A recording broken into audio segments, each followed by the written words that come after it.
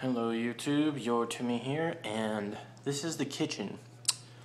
I think I've actually shown this before, but this is the kitchen that I never use because our refrigerator is like a foot tall that we get in our room, so I can't make the stuff that I really like. So anyway, Sony had its conference yesterday, and I'm going to be giving you the gist of what I think and where. Probably should lay this flat so it's not sideways. And I'm going to be giving you the 401 rundown of what I think is going to happen and what I think about the development so far. Alright, first thing.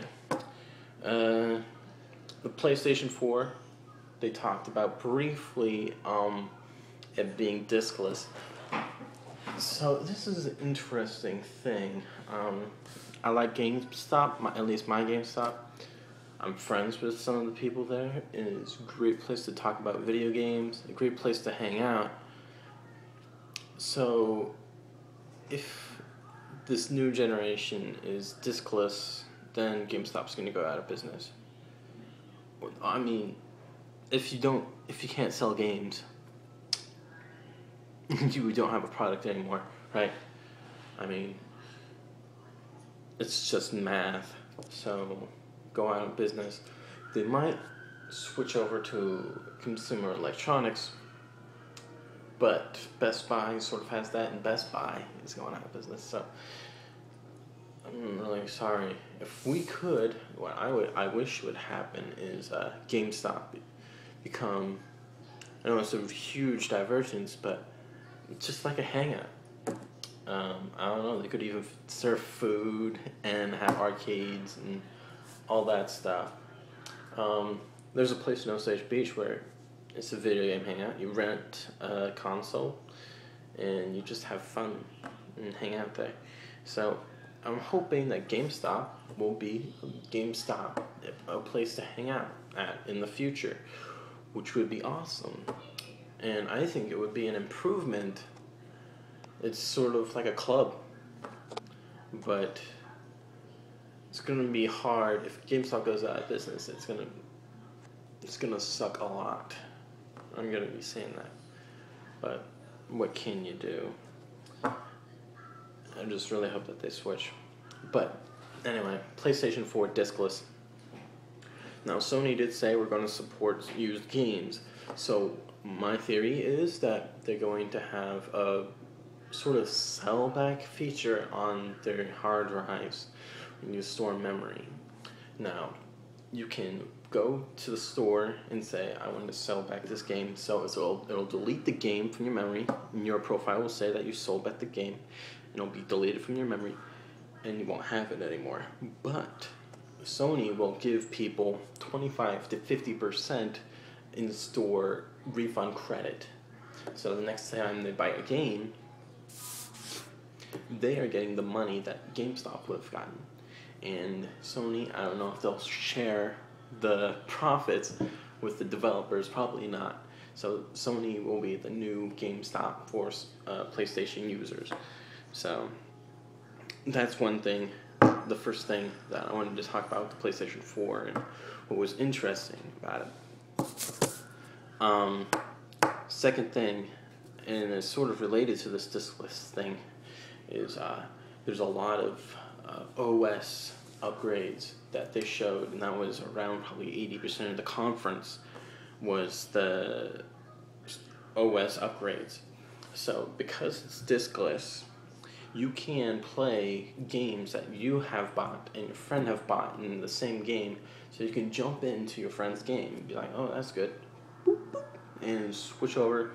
It's already on your memory, so you don't have to switch out a disc, so bam, you're in with the game. Instant co-op. So forget cross-party chat, we're talking about cross-game gaming, which will be amazing.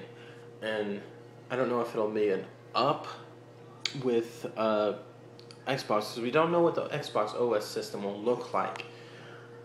But that is a pretty innovative idea, and if the Xbox has a disc, then they can't do it. So it's a huge bonus for the Sony.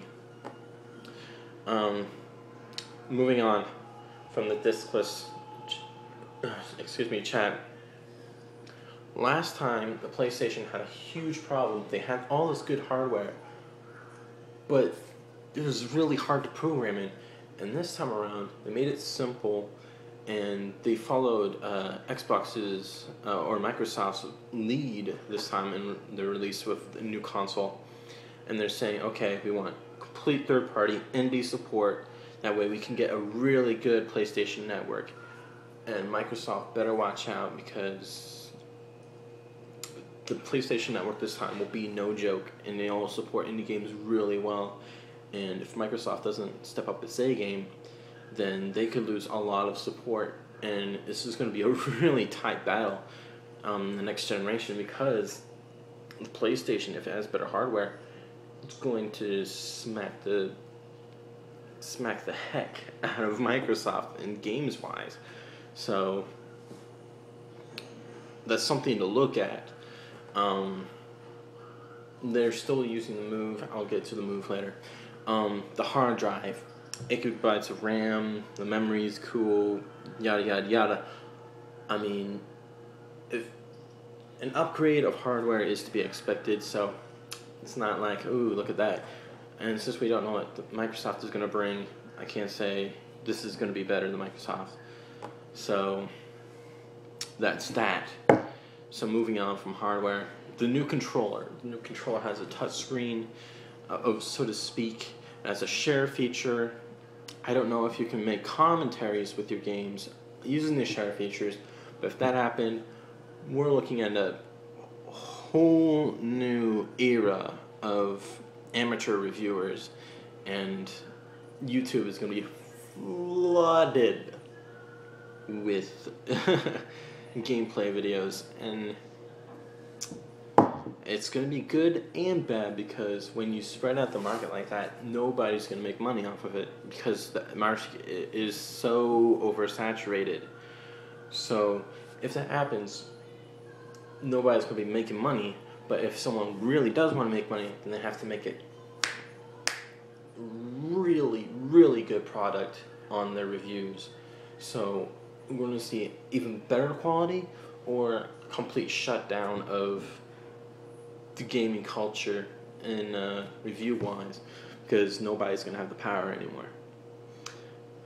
But there's that. And now the new controller also has a Move light on it, so you can move it around, and it'll be like a Move controller. And that's going to be really cool.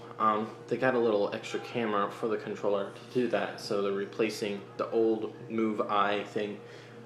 So it looks like a Kinect, like a miniature Kinect. It looks the size of an iPhone, really, and it controls all the things. It's not controller free like the Microsoft, but it is going to be really cool. Alright, first party games.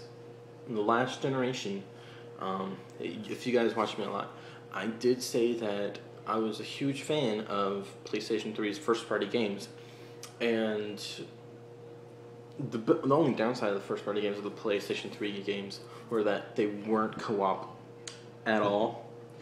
So they were really good, but no co-op, and that's why. That's a whole huge discussion. But they were really good quality. This time around, again, first party games are insane with the PlayStation 4, and that's something I'm going to be looking forward to. If you guys know, I'm not that rich, so if I have to choose between PlayStation 4 and Microsoft, it's still a toss-up. But right now, the only thing that Microsoft has going for it is the Kinect, and so they're going to have to be pushing that at Gamescom, or GDC, if they unveil there, or at their own conference or whatever, and they're going to have to push Kinect a lot and be like, this is why you should get the 360. So right now, Sony, it is really far ahead, and Microsoft to catch up. is going to have to bring its A game and have a really good OS support as well. My predictions for Microsoft, I don't think I'm going to make a video on that, but it's going to be interesting. Anyway, this has been your Toomey, and are you ready for the Doomsday?